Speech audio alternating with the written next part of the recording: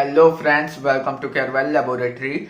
आज हम बात करेंगे आरए फैक्टर टेस्ट की। आरए फैक्टर टेस्ट का मतलब होता है rheumatoid arthritis factor test. Rheumatoid arthritis में हमारे शरीर में एक तरह की ऑटो इम्यून एंटीबॉडी बनती है जो हमारे शरीर के दूसरे सेल्स को मारती है।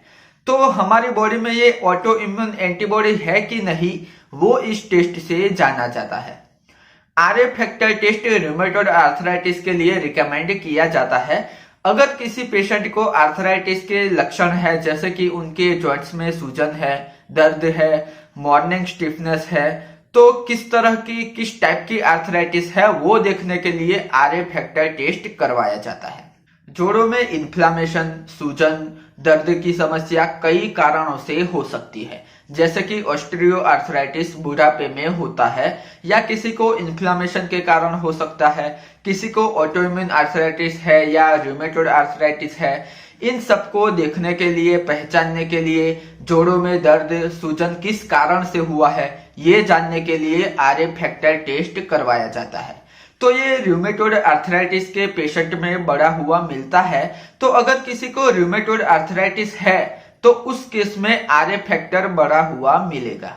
आरए फैक्टर टेस्ट सारे रूमेटॉइड आर्थराइटिस वाले पेशेंट में बढ़ा हुआ नहीं मिलता। 80% लोगों में आरए फैक्टर बढ़ा हुआ मिलता है। 20% लोगों में ये टेस्ट नेगेटिव मिलता है, मतलब आरए फैक्टर नॉर्मल रेंज में होता है। उसको सेरो नेगेटिव रूमेटॉइड आर्थराइटिस बोलते हैं। कुछ केसेस में, कुछ पेशेंट में ये आरए फैक्टर बढ़ा हुआ मिलता है। अगर आरए टेस्ट करवाते हैं तो टेस्ट पॉजिटिव होता है, लेकिन उनको रूमेटॉइड आर्थराइटिस नहीं है, पर कोई दूसरी समस्या है। ऐसा बहुत कम लोगों के साथ होता है। तो इसका मतलब ये है कि आरए फैक्टर का बढ़ना हमेशा रूमेटॉइड आर्थराइटिस नहीं होता, लेकिन ज्यादातर केस में ये रूमेटॉइड आर्थराइटिस ही होता है। आरए फैक्टर बढ़ने के कौन से कारण है? तो रूमेटॉइड आर्थराइटिस के अलावा दूसरी भी कई ऑटो इम्यून डिजीज होती है, जैसे कि एसिली, जोग्रेन सिंड्रोम, पोलीमायोसाइटिस है। इसके अलावा क्रोनिक इन्फेक्शन के केस में बढ़ा हुआ मिल सकता है, हेपेटाइटिस के केस में बढ़ा हुआ मिल सकता है, बिलियरी सिरोसिस में बढ़ा हुआ मिल सकता है, मलेरिया, सिफिलिस, टीबी जैसे केसेस में भी बढ़ा हुआ मिल सकता है, कुछ कैंसर में भी बढ़ा हुआ मिल सकता है। और जैसे जैसे उम्र बढ़ती है, बुढ़ापे में बहुत सारे लोगों में आरए फैक्टर बढ़ा हुआ मिलता है। तो मतलब कि आरए फैक्टर बढ़ा हुआ है, इसके काफी सारे कारण है, लेकिन सबसे महत्वपूर्ण कारण है वो रूमेटॉइड आर्थराइटिस है। आरए फैक्टर का बढ़ा हुआ होना वो रूमेटॉइड आर्थराइटिस 100% केस में नहीं बताता, लेकिन पेशेंट के symptoms, age, family history, RA factor का रिजल्ट और एंटी-सीसीपी का रिजल्ट, इस सब की फाइंडिंग्स, ब्लड टेस्ट होते हैं जैसे कि सीबीसी, ईएसआर, सीआरपी और एक्सरे की जांच, ये सारी चीजें मिला के रूमेटॉइड आर्थराइटिस की डायग्नोसिस होती है।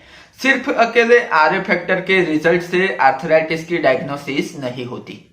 अगर किसी पेशेंट का आरए फैक्टर पॉजिटिव आता है, नॉर्मल रेंज से ज्यादा आता है, किसी का 50 आता है, किसी का 100 आता है, किसी का 200 आता है, तो जितना रिजल्ट ज्यादा बढ़ा हुआ मिलता है, उस पेशेंट को रूमेटॉइड आर्थराइटिस होने की संभावना उतनी ही ज्यादा होती है। आरए फैक्टर जितना बढ़ा हुआ है, बीमारी की सीवियरिटी उतनी ही ज्यादा होगी। एक दूसरी टेस्ट होती है एंटी-सीसीपी। एंटी-सीसीपी और आरए फैक्टर ये दोनों साथ में कराए जाते हैं। उससे रूमेटॉइड आर्थराइटिस की संभावना है कि नहीं वो ज्यादा अच्छे से पता चलता है। तो जब भी ब्लड टेस्ट कराए जाएंगे तो सिर्फ आरए टेस्ट नहीं कराया जाएगा, उसके साथ एंटी-सीसीपी, सीबीसी, ईएसआर, सीआरपी, ये सारे टेस्ट मिला के रूमेटॉइड आर्थराइटिस है कि नहीं वो जाना जाता है। Thank you for watching.